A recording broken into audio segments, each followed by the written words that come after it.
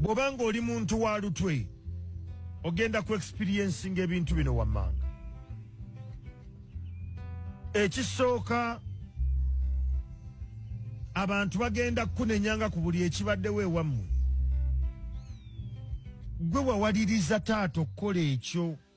Singa teyali gwe maama teyandituusaawo. Singa tekwali kusomako. Singa famire yaffe eri wala naye gwe otusibye. Singa buli kimu bagenda kyetoolooleza ku ggwe. Oba n'olutwe mu luzungu kye tuyita the scapegoat child or person. Ogenda kufuuka punching bag ya family. Nti buli muntu awulira ng'ensi eringa emutamye agenda kujja ayogere naawe. Naye ate bw'amala okwogera naawe ajja kubaako omuntu omulala era gwajja okwogerako naye. Naye singa binaafuluma omulala tebajja bajja gamba gwe wakitambuza gwe. So the pain and frustration bagitambuza ng'etambulira ku ggwe. Nayogera na Toofa ate nayogera n'ani omulala. Obwongo bwabwe bwerabira abantu abalala ne bafuna ensonga justifying nti Toofa ateekwa okubanga ye yatambuza.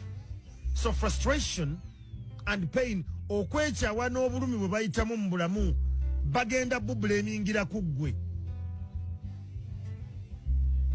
Nenzija nali ndowooza mbuulira muganda wange kati ensi yonna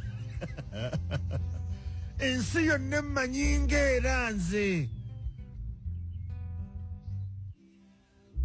Kati abasinga tujja kulowooza nti ebintu bino bibaako simanye eddogo and all that. No, it's something to deal with childhood. Omuntu ono baba bamuneglectinga nga muto n'abeera curious nnyo mu bulamu bwe nga ayagala nnyo okumanya, abuuliriza, anoonyereza nnyo. Mu kukola ekyo abantu balowooza engeri gy'anoonya nnyo information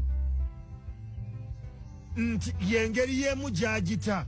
Naye ekimukozesa ekyo nti tebaamuwa gaapu kumuwa information and data.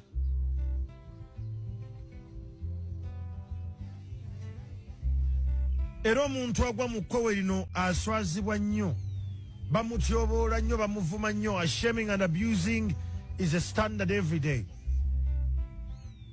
Nti baagala nnyo mutuuza ne mu byatamanyi bambi. Oyinza okuba ku mulimu wabeerawo ekiriwo ne bakuyita ne bagaa jangu tuula wano, kino kyatambudde bwe kiti ne bwe kiti. Bwe kimala otambula ne wabeerawo omuntu akulumiriza kwegamba gwe okuba nti olina engeri gy'olina okusikiriza nti chances azonna gwe wakitambuza. Olumu bikusobera gwampuliriza bw'oba oli mu mbeera eno nokuba kati bano mbagambe ntya. Naye ekirala, abantu abalina embeera eno bamanyi ebintu bingi, naye olw'okubanga nti ebiseera ebisinga baswazibwa and insulted and abused, basirika. Gye bakoma okusirika kino kirina kye kibakosaako mu bulamu. Omuntu ono mu bulamu bwe abeera yakula nga tewali muntu yali amugambyeko ssole.